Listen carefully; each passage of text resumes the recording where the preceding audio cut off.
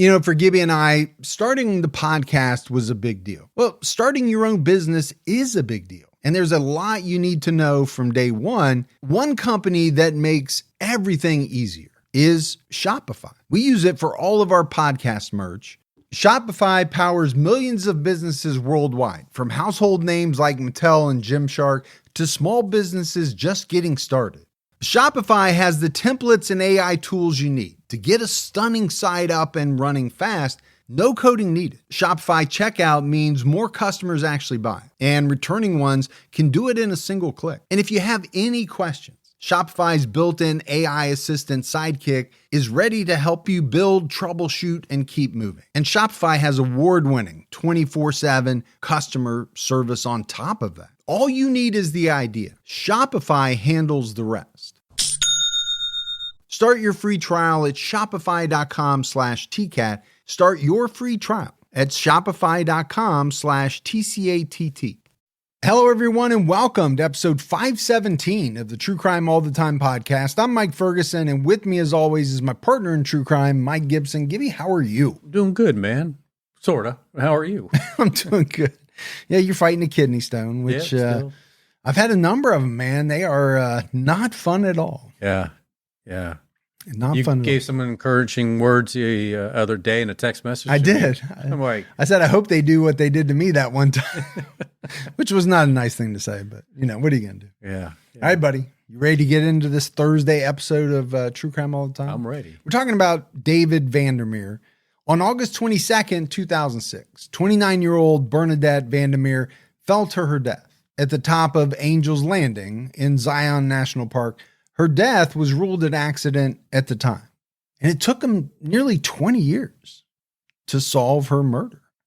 Bernadette was born in Phoenix on November 16th, 1977. She grew up in Las Vegas. Bernadette was described as a vibrant young performer rooted in her faith, engaged in her community, according to CNN. I wonder what it's like to grow up in Las Vegas. I don't know, because you and I have been there like for weekends. Yeah. We've been there. I've been there twice for CrimeCon. It is a spectacle, man. And I get it. If you're not going to live on the strip. Right. So you're not going to be in that all the time. But it's also extremely hot. It is. Like dry and very, very hot. One time where we were out there and you and Morph, we went up rooftop and then you guys left me up there and I couldn't get off the rooftop. Yeah, we couldn't find you. We didn't know where you were. We got so drunk the night before. It was crazy. It was. Yeah. Good time. And we ran into Mike Tyson. It was a whole thing, man. Talk about some tiger or something. I don't know. Bernadette's father, Richard Gudenkoff, recalled how Bernadette could captivate a room with her energy. When she performed, a hush fell over the audience. That's really saying something. There are people that are extremely captivating. Yeah. I mean, they don't even have to say anything. It's the way they walk into a room. You know, there's just something about them that people are drawn to, right? Like a Saturday night. Yep. At the like Saturday Night Fever. You know, you got the chest hair, you've got the long medallion, the white suit. I walk in, all 4 or 5 people there are just like, they're captivating. They are. They're like, oh, he really showed up. But now she's a performer. So on top of that, if you're a really good performer, man, you can captivate an audience, right? Pretty quickly. Bernadette performed in character as Betty Boop at the MGM theme park in Vegas. She also recorded covers of artists like Aretha Franklin, Christina Aguilera, and Patti LaBelle. Man, those are some big voices. Yeah. There are songs that are easy to sing. Right. And then there are some performer songs that are extremely hard to cover. Christina, Patti, Aretha, you're right. I mean, they got pipes. Yeah. Or they had pipes. For some of them who are no longer with us. Not some of the easiest songs to cover. No. I mean, you're taking a risk when you cover somebody that sings that well. Well, you see it on those shows like The Voice or America's Got Talent. What was the big one on Fox? American Idol. They always, especially Simon, right? Whenever somebody says they're going to cover like Whitney Houston Yeah. or something. They're like, oh, well, this is going to be awful. And then somebody comes out and just nails it. Yeah. And it's unbelievable. It'll give you chills. It will. Because those are some of the hardest songs to sing. In the early 90s, Bernadette attended Meadows Christian Fellowship in Vegas, where she was recognized as a talented singer. It was around this time she met David Vander Meer. Yes. I want to say Vanderveer because I'm used to hearing that, but this is Vander I Meer. used to watch that show that Vander Meer was in. Vandermeer Rules, or what is that show? Was it One Tree Hill or something like that? Oh, I don't know. I didn't watch that stuff. You used to have the poster on the wall. No, I never watched that Along stuff. with your Vampire Diaries poster and your Buffy the Vampire Slayer. all No. that stuff. But David Vander Meer was a youth pastor. They participated in a theater production for church, according to the Las Vegas Review-Journal. David played guitar alongside Bernadette in church and at other get-togethers. And, you know, you talk about how like people meet someone. Yeah. Well, this is how you meet people. It'd be kind of cool. Whether it's at work, I met my wife at work, or at church, or, you know, if you're in a production, you're with somebody all the time, you get to know them. Okay, the next thing you know, a romance could blossom. It's kind of how things happen. I love when I pick my guitar up and just start, strumbling with it. Did you say strumbling? That's what I do with Because I think that is a pretty good description of what you would do with a car, with a guitar. It'd be called strumbling. it. Yeah. And then somebody just jumps in and starts singing, and you just like. But how are they when the guitar is making no sense whatsoever? Oh, it's like music to their ears. It's spot on. Bernadette's father, Richard, told CNN that from the beginning, he had a bad feeling about David. Now, you have a grown daughter. I have two grown daughters. Yeah. Did you ever get a bad feeling about somebody that your daughter was dating? Yeah. Yeah. It happened. It does. More than not, I would say it turns out to be correct. Yeah. You know, we talk about mother's intuition. Well, dads have it too, especially when it comes to guys. They do. Because we know what 17, 18, 19-year-old guys are thinking, how they should act, how they shouldn't act, because we were that age. I dated a few girls back in the day, when I was in high school, right out of high school. And probably at the same time. some of their dads were like, didn't have a good feeling, Oh, and I'm sure they had a good reason to feel that way. They were very open about telling me they didn't have a good feeling about it. And they had the shotgun out every time you came over to pick their daughter up. Pretty much. Yeah, I mean, but here's the thing, right? What are you going to tell your daughter? I don't like this guy. What's that going to do? This is going to drive them closer to that person. Absolutely. Absolutely. It's not going to probably do much to most teenage girls. It just isn't, other than it's not going to do what you want it to do. No, very rarely does it work that way. Yeah. If anything, like you said, it's going to drive them more towards this guy who you have a bad feeling about.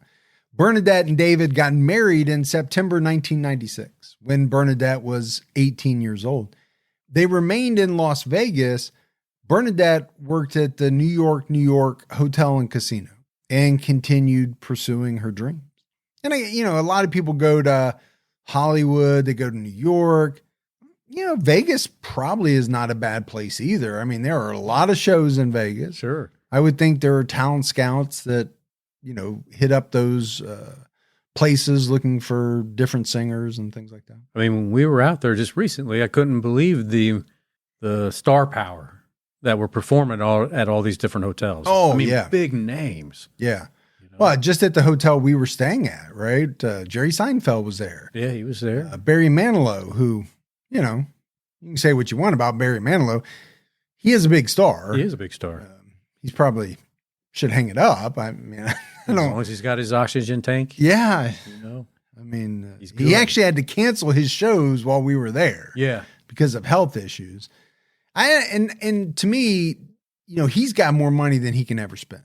Yeah. So it's not about money. Can't be.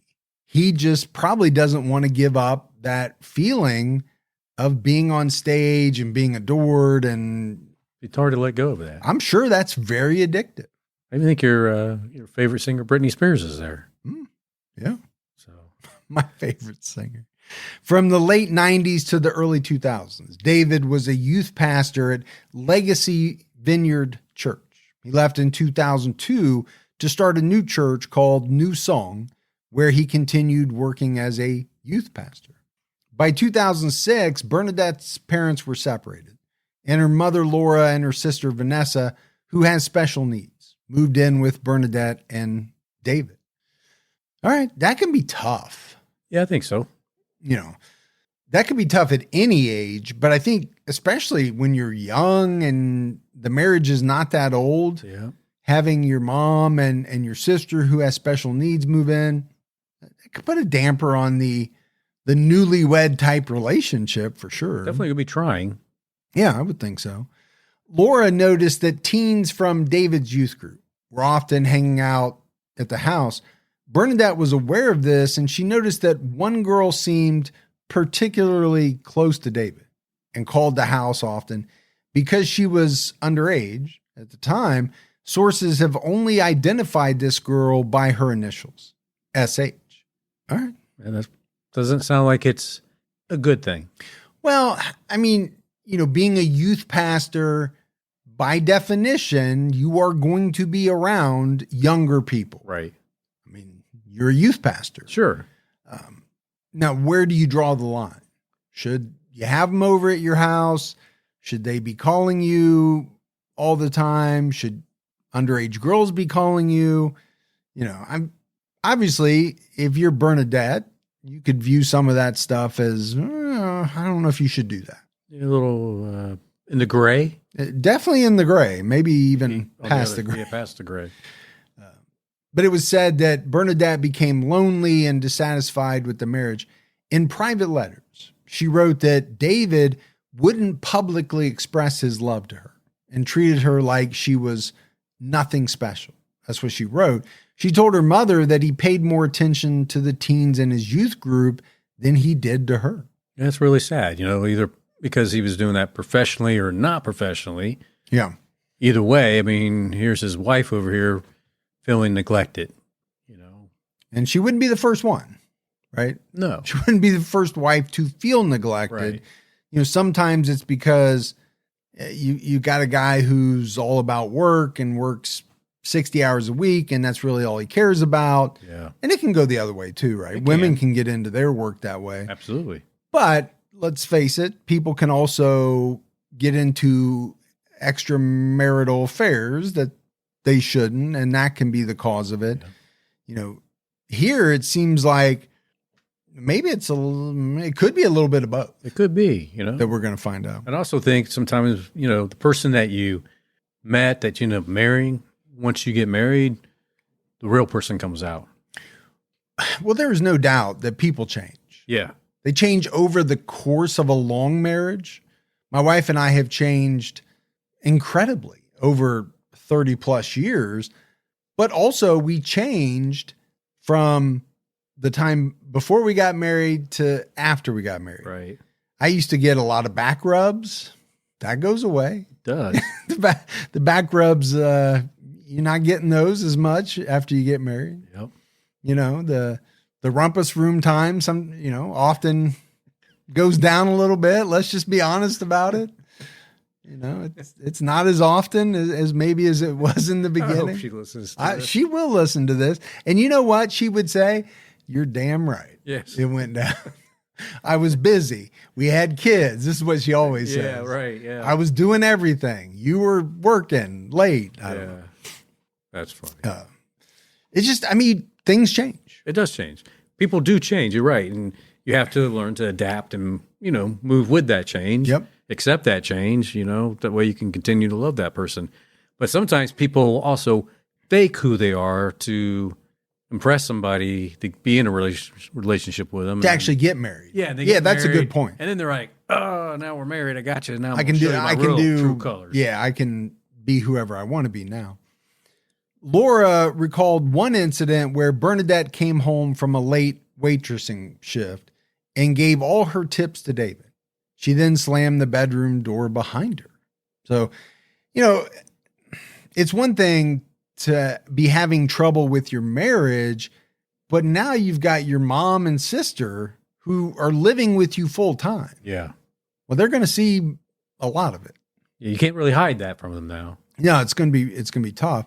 At one point, Bernadette asked David for a divorce, but he told her to consider the optics. Oh. And I feel like that's such a strange argument to make. Yeah. You know, you could say, you know, I love you so much, you know, I'll do better. Tell me what I can do to make this work.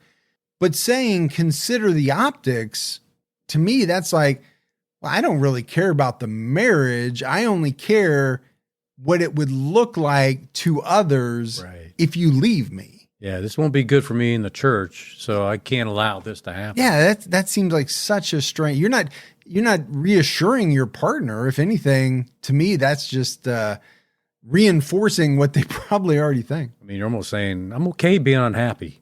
We just got to stay together because it's good for my career. Yeah, it's going to look bad, right?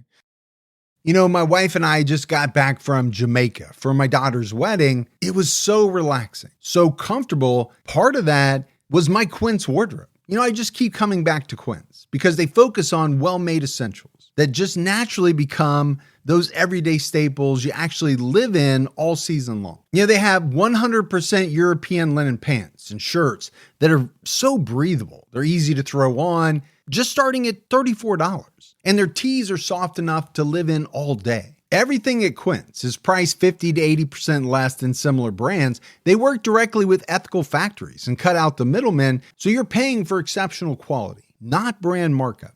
And I can tell you right now, I live in their activewear flow knit line. All of it has become everyday essentials for me. And it's not just clothing. Quince has become a trusted favorite from everything from home to travel to everyday essentials. So make your summer wardrobe easier. Go to quince.com/TCAT for free shipping on your order and 365-day returns. Now available in Canada too. That's QUINCE.com/TCAT for free shipping and 365-day returns. Quince.com/TCAT. As their 10th anniversary approached, David and Bernadette planned a trip to Zion National Park in Utah. Bernadette, an experienced hiker, was looking forward to the trip. Man, Utah has got a bounty of national parks. They do. You know, we've got some good listeners, right? Yeah. Out of the Utah area. And one of them sent me a big box of national park stuff and coins and maps. And that place is just full of them. It's be a cool place to go for a nice long week. It would. Yeah. And it would. And you probably need a whole week. At least a week. To see, and you wouldn't even be able to see everything, but you'd need a week to see a lot of it. Yeah. Before she left, she discussed her and David's life insurance policies with their mother. They had recently increased their policies from $150,000 to $600,000 each. That's a big increase. It is. David told Bernadette that the money would help support Laura and Vanessa if anything ever happened to them. And he's not wrong about that. Right? It's not an incorrect statement. Right. If both of them are killed, that's like $1.2 million that I'm assuming would go to Laura and then she would use it to help take care of Vanessa.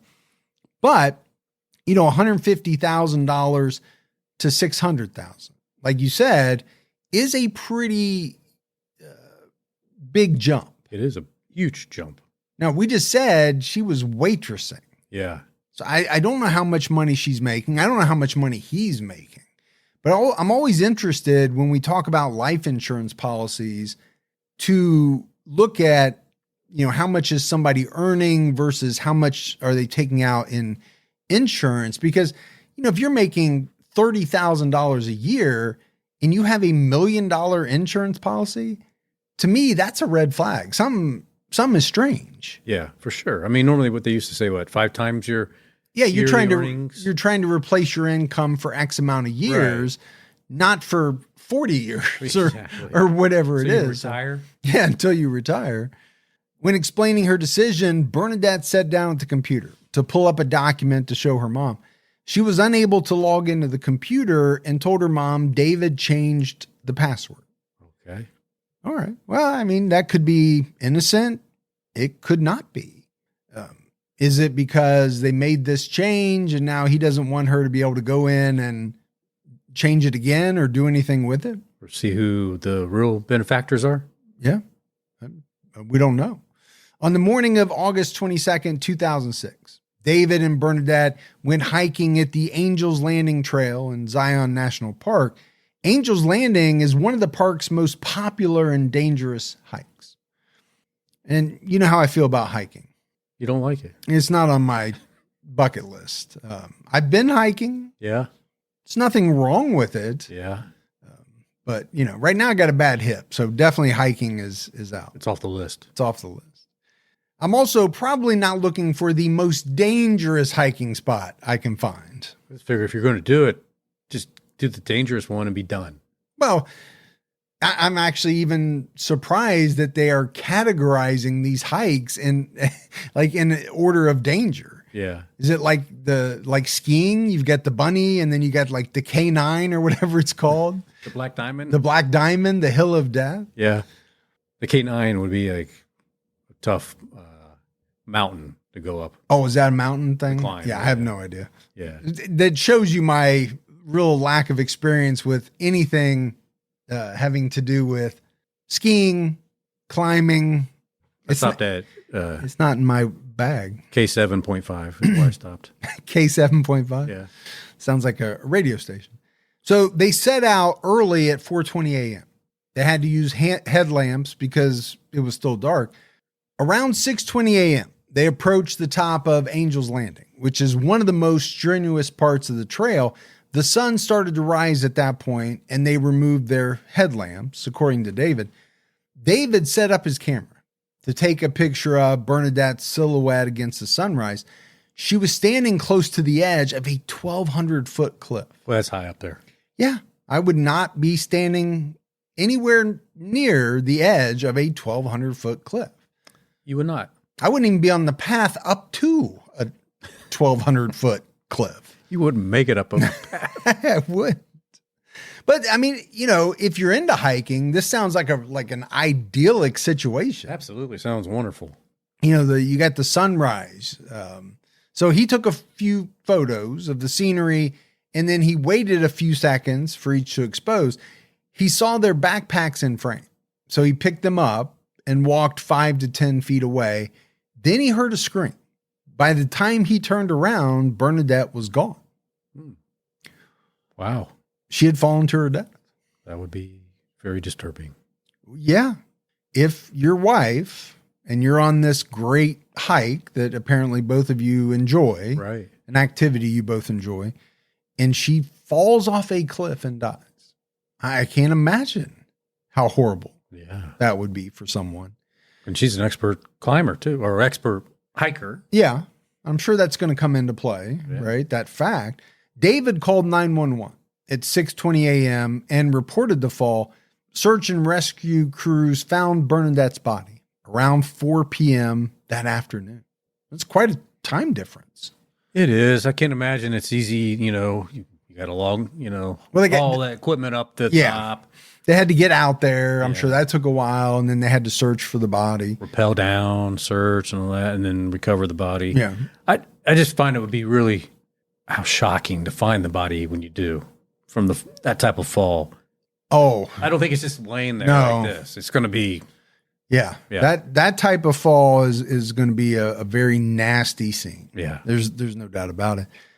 David recounted his story of what happened to investigators. He was asked if he was ever unfaithful to Bernadette, and he said he wasn't.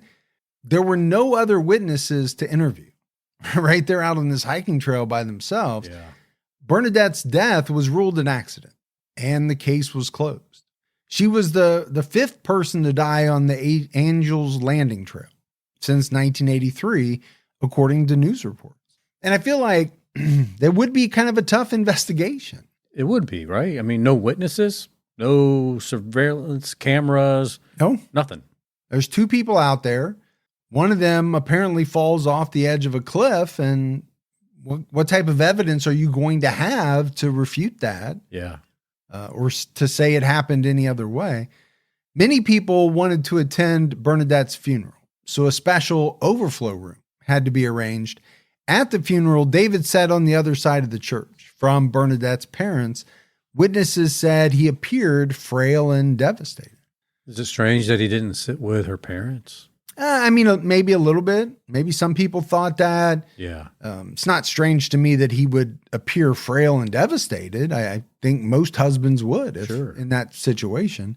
Now, most people believed her death was a tragic accident, but her parents, Richard and Laura, had suspicions. And maybe that lends some insight as to why he wasn't, sitting with them, sitting anywhere near them. And you mentioned it, right? She was an experienced hiker. Richard and Laura agreed that the idea that Bernadette would put herself in a situation where she could fall off of a sheer cliff was implausible. Richard told the Las Vegas Review-Journal, "I did a lot of hiking with her. She was a mountain goat. For her to fall off a cliff, no." I mean, that says a lot. You've seen those mountain goats, how they can climb up a wall like this, flat, I don't know how the hell they do it. I don't either. But you would think someone very experienced would know not to get too close to the edge, or, I would know that. I would be scared to death. You want to take a picture? No. Yeah. It's just not happening. Right here's good enough. If you want to Photoshop it in later, that's fine. But I'm not standing over there. Doesn't mean that accidents can't happen, because they can happen to the most experienced people in the world and whatever thing they're doing. But Laura also knew about the tensions in the marriage, such as the phone calls from the teen girl in the youth group and the changed computer passcode. So we mentioned it, right? She's living there. Also, Bernadette is telling her a lot of things. Yeah. As moms and daughters do. Sure, they talk. Yeah. I know my daughters tell my wife things that they wouldn't tell me. They feel more comfortable, sharing it with their mom. Most of the stuff I'm probably don't want to know anyway. Probably not. I'm happy. Sometimes my wife tells me it and I'm like, yeah, I don't really need to know that. And maybe you're just not the right person to give advisement on some of the topics too. Yeah, it depends on what it is. They come to me for financial stuff. Well, they should. Because I'm good with that. Right. But, if you want to know what the best type of pad is, wings, no wings, that I don't know any of that stuff. I've had to buy my share of them, but I'm always told exactly what to buy. I always go with the bigger is better. Yeah, I'm not sure that's true, but just want to give that extra caution. I saw, not to break up the episode, but I saw this YouTube short the other day, and I'm sure it came from TikTok or something, but this guy walks in with a box of pads and a box of wings. Yeah. And he lays them on the table, and his wife says, "What are those?" He said, "You said get pads with wings." He's got buffalo wings and a box of pads. There you go. At least he was thinking about himself too. Yeah, maybe. At the same time, Laura was dealing with her own grief over the loss of her daughter because she was still living in the home with David. Yeah. And that meant that there was an added element of fear. The tension would be strange. It would be. Your daughter has just died, but yet you and your other daughter are living there. Yeah. And you have a suspicion that David had something to do with it. There's going to be some strange nights, I would think.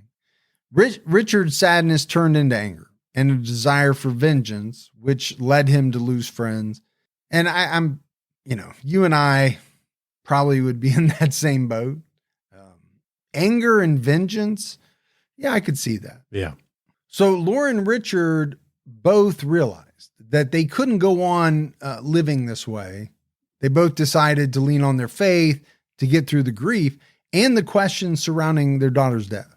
They tried their best to move forward, and you have no choice, right? You got to try your best. It's harder for some people than others. Laura told CNN that after Bernadette's death, she didn't see David around the house much. Eventually he moved out and they lost touch completely. It doesn't surprise me. No, It doesn't sound like it was a great relationship. not at all. We said it, right? Her parents had suspicions of him, had bad feelings about him in the very beginning. Now they think he might have had a hand in their daughter's death. That's not somebody you're probably going to keep in touch with. No, why would you? Now, if there were kids involved, that would be different. Sure.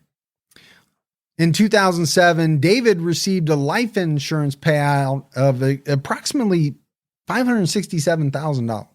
So close to that 600,000. Yep. Yep. And immediately he began buying cars and paying for trips for members of his youth group. So to think about that for a minute, you get almost 600,000 and immediately you're buying not a car, but multiple cars. Seems something wrong. Yeah. We do tend to analyze the way people act, right? After someone dies, especially if they're getting a bunch of money. Yeah. And, on the one hand, if they didn't have anything to do with it, you could be like, well, they're trying to move forward and they're trying to be happy. And I get that. That could be the case. Now, if you think they might have had something to do with it, you're going to look at some of that stuff with a much more negative lens, Sure. eye. But if he's buying car now, they're saying that he start buying cars. Why are you pointing your finger at me? I don't know, so people can see. Stop pointing your finger at me.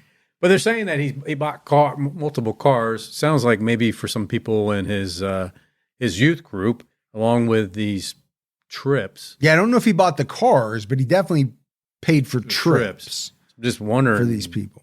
Wonder who these people were. If they were the young girls, Yeah. then that definitely casts a different light on it, Sure right? does. If you find that out. Richard and Laura always had suspicions about David. Eventually, they learned about his alleged affair with the younger woman. So there you go. So he is having some, according to them, some type of affair with a younger woman. Yeah, they use the word alleged, which is smart. Let me ask you a question. What are you looking for in a bank? Are you looking for a stuffy bank that is set in the past, doing things the way things have always been done? Well, what if you could get banking the way you wanted it? That's where Chime comes in. No more ridiculous fees. They have the option to get your paycheck early. Chime is a bank that's on your side, changing the way people bank. They offer the most rewarding fee-free banking. They don't charge you overdraft and monthly fees. They have thousands of fee-free ATMs. Why would you pay to get your own money? Chime is built for you, not the 1%. And you can get 5% cash back using the Chime card in a category of your choice like gas or groceries. Man, I wish Chime was around when I was in my 20s because I just remember paying so many fees to bank. Chime is not just smarter banking, it's the most rewarding way to bank. Join the millions who are already banking fee-free today. Head to chime.com/TCAT. That's chime.com/TCATT. It only takes a few minutes to sign up. Chime is a fintech, not a bank. Banking services for Chime Card, provided by Chime's bank partners. Optional products and services may have fees or charges. For more information, go to chime.com/disclosures. Laura told the Review Journal Bernadette was getting ready to leave him. She told him if he didn't change, she was going to divorce him because he kept spending all this time with this other woman. I mean, that's a good reason to get divorced. Well, and on top of it, he's a youth pastor, Yeah. right? I mean, not that it makes it worse, but it kind of does for some reason. I think it does, right? If you're trying to show the youth of today how you should live a wholesome life, I don't think having an affair with one of them is the wholesome life. Well, and let's not forget, it's not just an affair. This girl is underage. So, I mean, that plays a big part in it as well. So Richard and Laura hoped one day David would be arrested, but years passed and the case remained closed. And, once a case is closed, unless there's some big tip or breakthrough, it's not getting worked like even an unsolved cold case that sits on a shelf and maybe a cold case investigator touches it X amount of times a year and, Right. looks at it. I mean, if it's closed, what are they really doing with it? Probably little to nothing. Nothing. By 2008, David had returned to Legacy Vineyard Church and was working as a youth pastor under head pastor Barry Diamond. That year, Diamond fired David after reports surfaced that David was throwing parties for teenagers, offering them alcohol, and letting them gamble in his home. Oh, there's a wholesome way to show kids how to live their life. Hey, come over here with this person overaged. Overage? Of age. And I'll get you some alcohol and gamble. It'd be fun. Man. Well, they are in Vegas. Yeah, that's true. Right? Yeah. But, on April 6, 2022, the case was reopened after a former youth group member submitted a tip. The youth group member said that David had been using his position to groom kids, including a girl he had a sexual relationship with at the time of Bernadette's death. And that was SH, right? The girl's initials were SH. Investigators with the Washington County Sheriff's Office in Utah called SH and did a phone interview. Investigators indicated in a report that a follow-up was needed, but no one ever followed up, and the case went cold again. Lack of follow-up. Well, and those do kind of make you mad. Sure they do. Right? Something is noted that, okay, we need to take a next step, but for whatever reason, that next step is never taken. And, was it on purpose? I'm sure it wasn't, but it's still frustrating. Absolutely. When the police make a mistake like that. In October 2025, Barry Diamond contacted the Washington County Attorney's Office with a shocking accusation. He claimed Bernadette's death wasn't an accident and that David pushed her. Okay. This seems like it is a shocking accusation. It's also coming from like a pastor. Yeah. So do you take that more seriously? Some might not. But I think to some degree, most people would. It's definitely eye-opening. Like, oh, wait, why would you say that? Yeah, you're going to want to know more about it at the very least. Yeah. Lieutenant Investigator Jessica Bate spoke to Diamond, who'd been trying for years to get authorities to look into David. He told Bate that former youth group members came to him over the years with stories about David's inappropriate behavior. Some of them were scared of David and traumatized by the incident. Even after Diamond moved to California in 2012, he continued hearing stories from former youth group members. And, to me, this is interesting because it's not one person. Right. Right. This is kind of where you see some of these things really come to light. It's not just one person coming forward with an accusation that can't be corroborated. This is a bunch of people who were kids at the time who are now adults saying, hey, this is what happened when we were younger. Makes it harder to defend. Well, it definitely makes it harder to not investigate, to just gloss over. Right. Yeah. You got to look into it. Yeah, you have to. After talking with one former youth group member a few years earlier, Diamond learned David had an affair while married to Bernadette. That was when things clicked for him. Diamond recalled to the Review Journal, I see a big insurance payoff, which, in and of itself is not unusual, but now it clicks that he was having an affair, which he denied to the police. So that was really the moment of ignition for me. In his interview with the Review Journal, Diamond said that although he didn't talk to prosecutors until 2025, he spent several years prior to that trying to get police to reopen the case. Nobody returned his calls. That's a shame. It is. You got to call them like you see them. When it's good police work, you say it's good police work. Right. When it appears as though they've dropped the ball, you got to say that as well. Appears they dropped the ball. An attorney friend eventually helped connect him with a retired Washington County DA who helped reignite the investigation. He was then connected to investigator Jessica Bate. Yeah.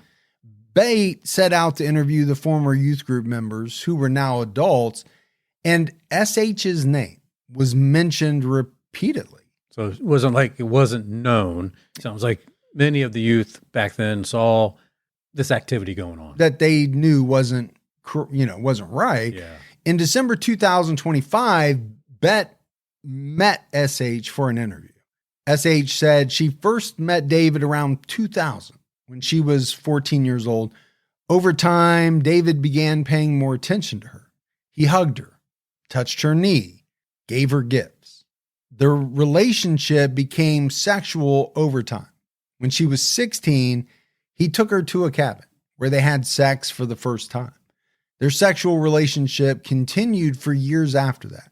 They had sex at church, after hours, or at pay-by-the-hour motel. Because, those pay-by-the-hour motels are very romantic. Well, you get what you pay for. Yeah. Yeah. When it comes to hotels or motels. And I'm sure he was trying to find a way not to leave a record. Have to put his name down. Yes. I'm sure you could pay cash maybe back then at these places. I don't know. But let's just kind of go back and look at this. At 14 years old, and it does seem like grooming. It does. You'd have to say that. Yep. He's paying attention to her. Okay. Hugging, it depends on the hug, right? But touching a 14-year-old girl's knee, why would you need to do that? You don't. What scenario? Yeah. Would that be appropriate? Now, the gifts, again, it depends on what it is. If you're giving gifts to everybody as the youth pastor, that's not a big deal. If you're giving gifts only to this 14-year-old girl, and they're gifts that you shouldn't, the type of gifts you shouldn't be giving, right? Right. I think when you look at it, though, it's very concerning. And then obviously when it becomes sexual when she's only 16 years old, and he's married. He is married. Let's not forget about that. Position of leadership. Yep. Youth minister. And well, and that's the whole thing, right? Does she even feel at that point like she can say no? Because here's this guy in a position of power, at least at the church. Maybe she thinks she's going to get in trouble. She's going to get kicked out of the church. We don't know what was going on in her mind. Yeah. And then sometimes in those cases too, because he puts himself, the youth minister, pastor, whatever, I'm that closer to God. Maybe. And, we've seen that with some of the cults, for sure. Yeah. So they feel even more like I better do what he says. Yeah. We've definitely seen that with some of the cults. She knew that Bernadette was suspicious. David was cheating on her. SH recalled one incident where Bernadette came to church looking for David. He instructed her to tell Bernadette he wasn't there. All right. You're definitely not doing the right thing in any sense of the word. Having sex at the church, on top of it being an underage girl. Yeah. What's this guy thinking, man? I feel like there's a lot of, obviously there's moral and criminal things going on. Yes. Or immoral. Immoral. Immoral. Yeah. Both. David even bought her a phone that she could use to call him. And this was later confirmed by phone records. When SH turned 18, David told her to move out of her father's house and into an apartment he rented so they'd have somewhere to have sex. Boy, that is super romantic. Very romantic and very controlling, right? Hey, I need you to move out. I got a place that I rent. You're going to stay there because anytime I want to come on by, I need you to be there and be ready. Yeah. I'm really getting upset with David here. Yeah. Apparently he only talked about their future once when he told her the only way they could be together is if Bernadette was not alive. And she said this chilling statement stayed with her for a long time. Sure did. And I'm sure after she found out that Bernadette had died, that statement probably took on an even, more chilling meaning. On August 20th, 2006, SH, now a young adult, met David at church and told him she met a boy her own age and their relationship needed to end. The next day, David and Bernadette left to go to Zion National Park. Almost like, I better hurry up and do something here or I'm going to lose her. You can make that argument. The timing is very suspicious. SH and David resumed their relationship 2 to 3 months after Bernadette died. They ended up marrying in 2008 after David was fired for providing alcohol to underage members of the youth ministry. Wow. But their marriage was marred by instability, emotional distance, and ongoing infidelity, per the New York Times. Infidelity? What? Why would there be infidelity? I always, I'm always shocked that people, they're the ones who are cheating with someone. Right. Right. Am I saying that correctly? So let's say a man is cheating on his wife. Sure. With another woman. Yeah. He ends up marrying that woman, and then that woman can't believe that he would be unfaithful to her. Yeah. That's how the whole relationship started. Yeah. Well, you think this guy is just now all of a sudden going to be like a great guy? Yeah. Probably not. Yeah. SH told investigators she believed David was having an affair after finding condoms and hotel receipts. They divorced in 2014. That's some good instincts there. It is, but man, I'll tell you, I really feel bad for this girl. I do. Now, you could say, okay, at some point she was an adult. Should she have made some of the decisions she made? Yeah, probably not. But I don't think there's any doubt she was groomed from a young age. And what did that do to her mentally? Like, she probably thought, I mean, I need to be with this guy. Yeah, I'm sure he got into her head. Yeah. And any rational decision would have not probably panned out. Or it wouldn't have made sense to her. Yeah. Right? Because of all the ways that he was probably manipulating her. Around that time, David said, as quoted by CNN, everything afforded to them during the duration of their marriage came from Bernadette's life insurance. So not only did he cheat on her, right, and people think he had something to do with her death, he married this young girl who he had groomed. Yeah. They got, once they got married, but it was Bernadette's life insurance that funded their whole life. Which is very disturbing. It is. I mean, there's basically nothing that we've talked about this man that's not disturbing. Yeah. For someone that, again, was a youth minister, he doesn't act like somebody in that position. No, not at all. Prosecutors learned that David made insurance claims before and after Bernadette's death. In July 2006, he received approximately $46,500. Yeah. $46,500. Yes. Yeah. I put the dollars in front of the 500 and it completely threw me off. Messed you up. But this was after an SUV he purchased months earlier was reported stolen and then was later recovered near his house. In 2008, he got a $10,000 payment after his drum set was stolen from the church where he was working. Witnesses told investigators the church burglary was strange because the church wasn't broken into. It was either left unlocked or accessed by someone with a key. And David had a key at the time. Oh, shocking. Well, is it shocking that a guy who would do all the other things we've talked about would be into insurance fraud as well? No. Lie, cheat, steal, underage, sex. Well, you use the word murder. Morals. I definitely don't think he had any. He doesn't. And he certainly didn't have seemingly a problem breaking the law or breaking his marriage vows or any of that. David also got an insurance payout in 2014 after he reported over $12,000 worth of cameras and instruments stolen from his home. How was he getting these payouts, man? If I would have claimed one thing that he claimed, I would have been canceled. Well, that was going to be my thing. Is this all with the same insurance company? Yeah. Because if not, if it was, they need to take a look because this guy is getting by with a lot more than I think me and you would. I think some flags should have or would have popped up. You know, investigator Jessica Bate met with the chief of Zion National Park to review fatalities from the Angels Landing area dating back to the 1980s. Of 17 documented deaths, only the ones that occurred in the area where Bernadette fell were deemed suspicious or suicide. Accidents do not typically happen in this spot. You know why?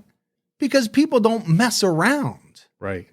When they are close to a 1,200-foot drop off a cliff. That, at least that's my theory. I'm assuming they walk up to that 12,000-foot drop or 1,200 foot drop. But it might as well be 12,000. What's the difference? Exactly.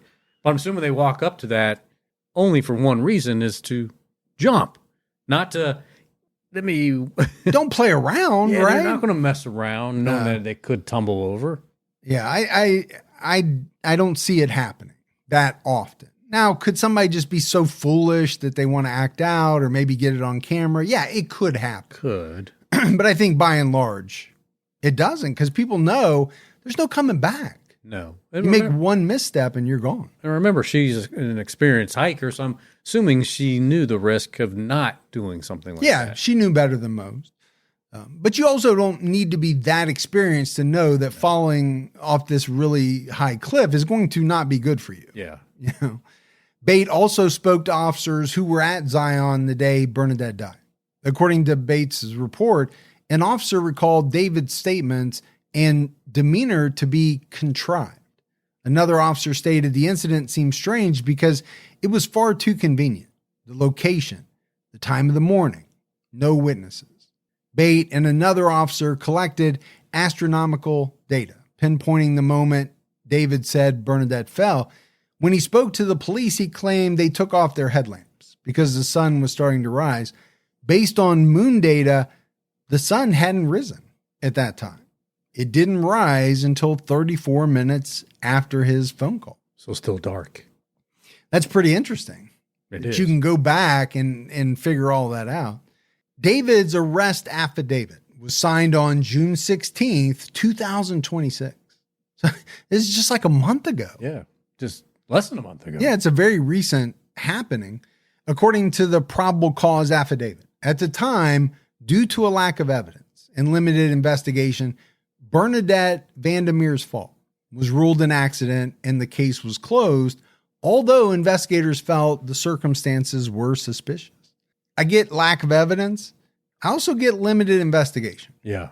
Yeah, I think they closed it pretty quick, but I don't know if that was the times or that they just had nothing to go on, no way to say it wasn't an accident, or if they just didn't do what they should have done.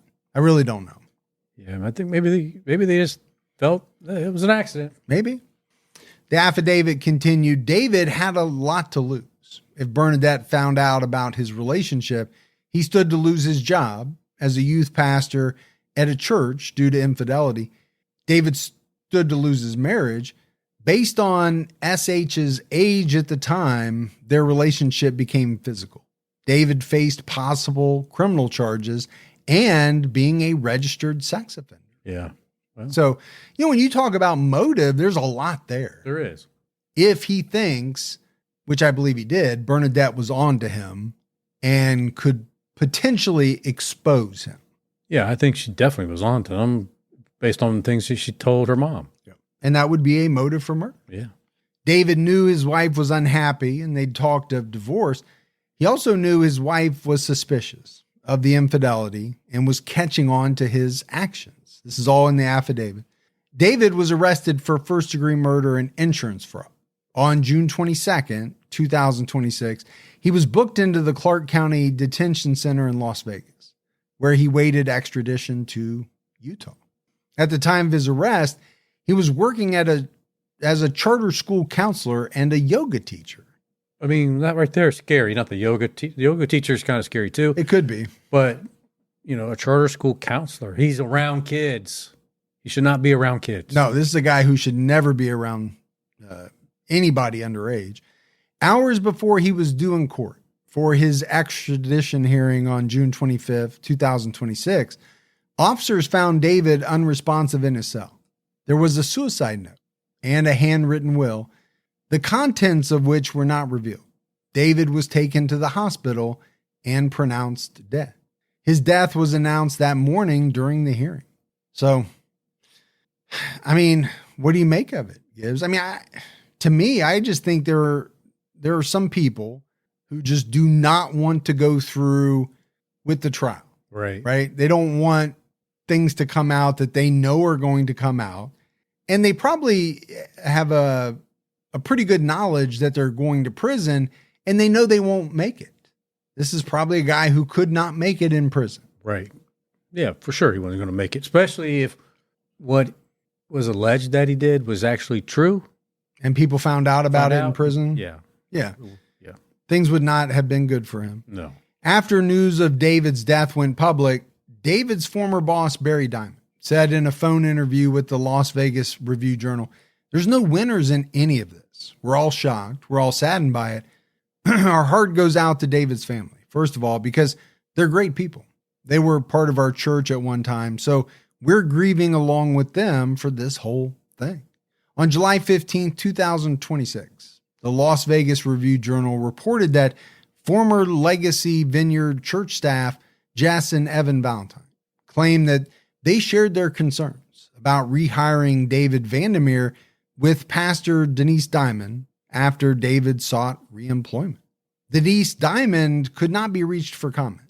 Retired senior pastor Barry Diamond declined to address the Valentine's allegations in a follow-up interview. Through an attorney, the Diamonds objected to the accounts the Valentines gave. So we mentioned it, right? He worked there, he left, then he came back. And this couple is saying they laid it out. Hey, don't rehire this guy because here's all the stuff he was doing. Right. And according to them, they rehired him anyway. Knowing what was being said. Yeah. Barry Diamond previously told the Review-Journal he was not aware of David's alleged misconduct until after he was rehired. The Valentine said that at the time of Bernadette's death, neither they nor the others in the congregation suspected foul play. They believed it was a tragic accident. And I think, again, a lot of people did. Sure they did. They went hiking. They wanted to take a cool picture. She slipped and she fell off the side of this cliff.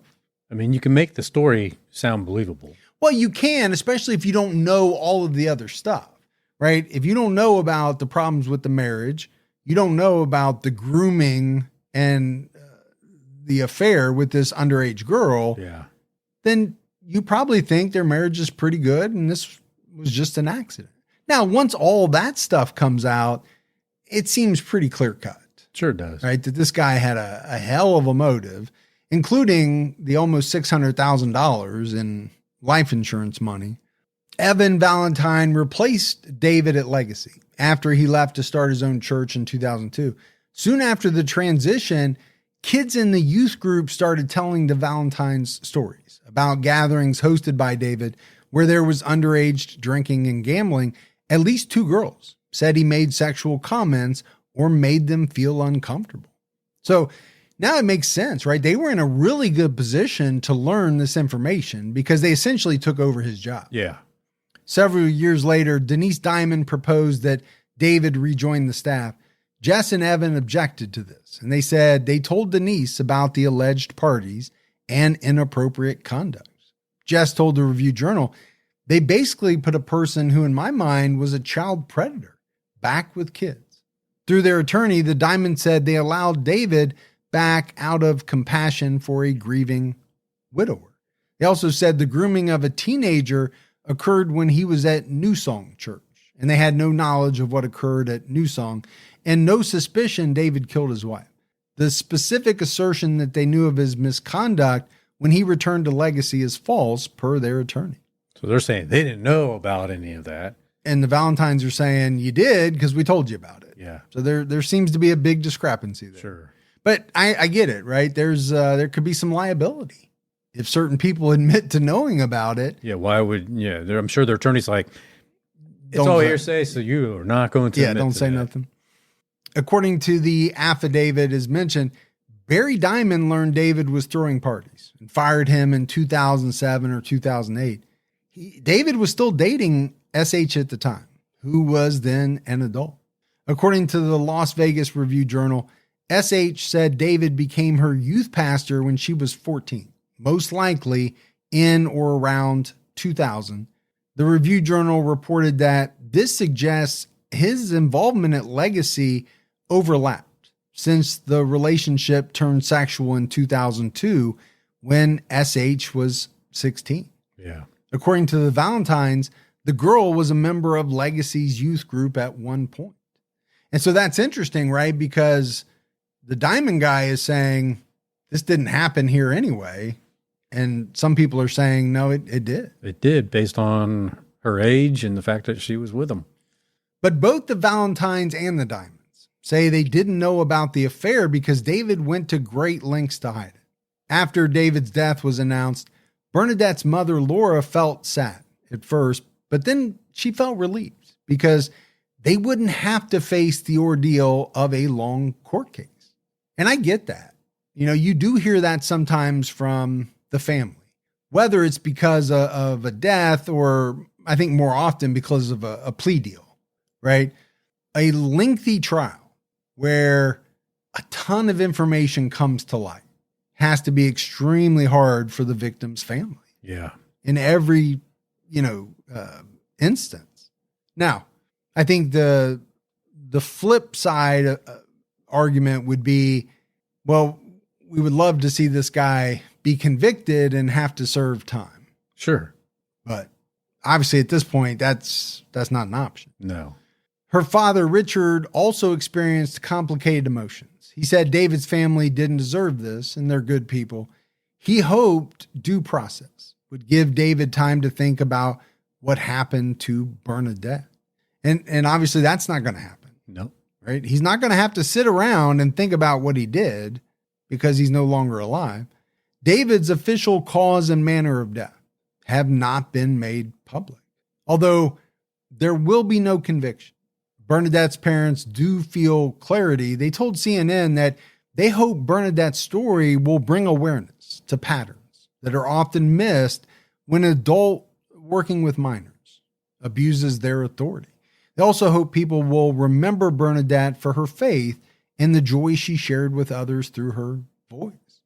So as we wrap this one up, Gibbs, I mean, this David guy, they say don't speak ill of the dead, but I'm going to anyway.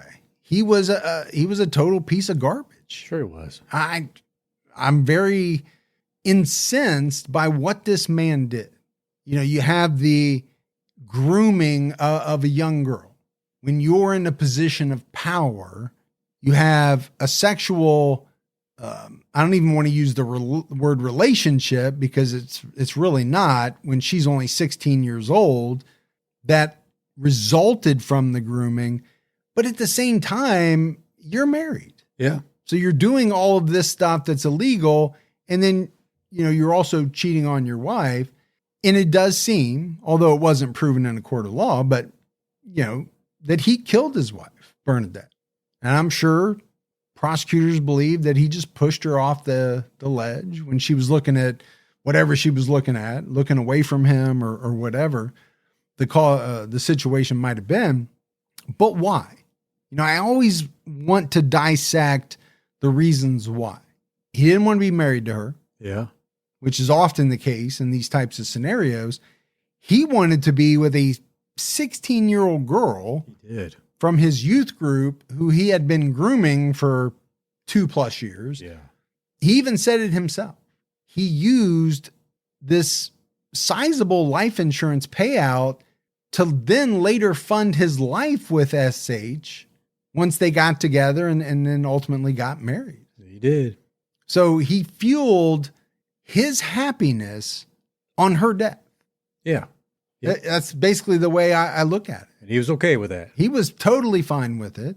And, these kinds of cases, they make me furious because I'm just like, if you don't want to be married, get a divorce. Now, you shouldn't be hooking up with a 16-year-old. No. Right? You shouldn't be doing that. But if you want to be with someone else who's of legal age, get a divorce. That's right. Do it the right way. Get divorced, then go ahead and... People do it all the time. They do. Is it fun?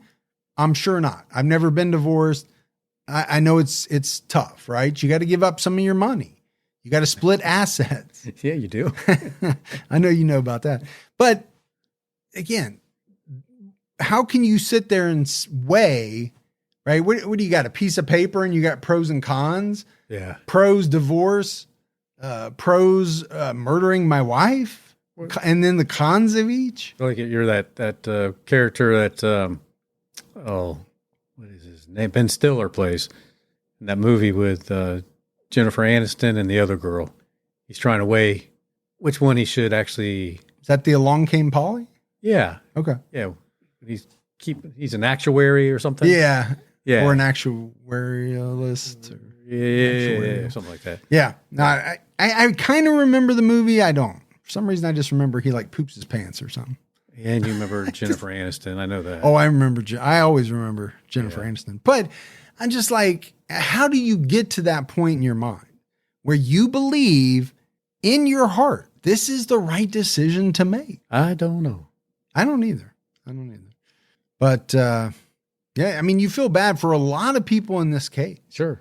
You know, I think about SH.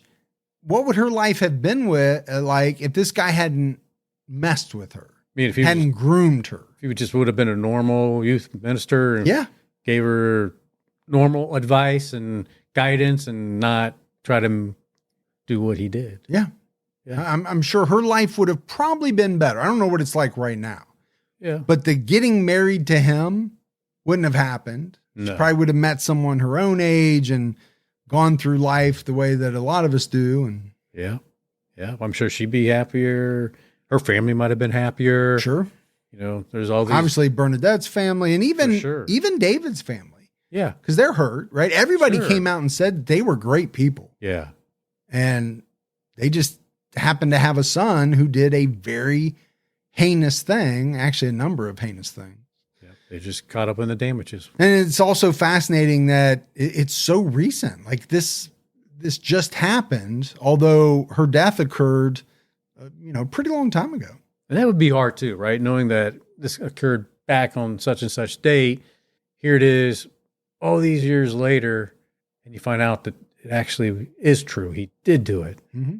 I mean, what does that tell you about all the conversations that maybe some of these people had with him over the years?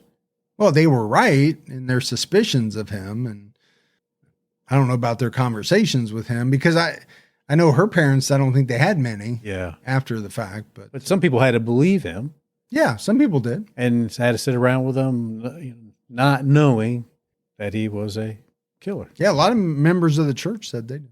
But that's it for our episode on Bernadette, David Vander Meer. And that's it for another episode of True Crime All the Time. So for Mike and Gibby, stay safe and keep your own time ticking.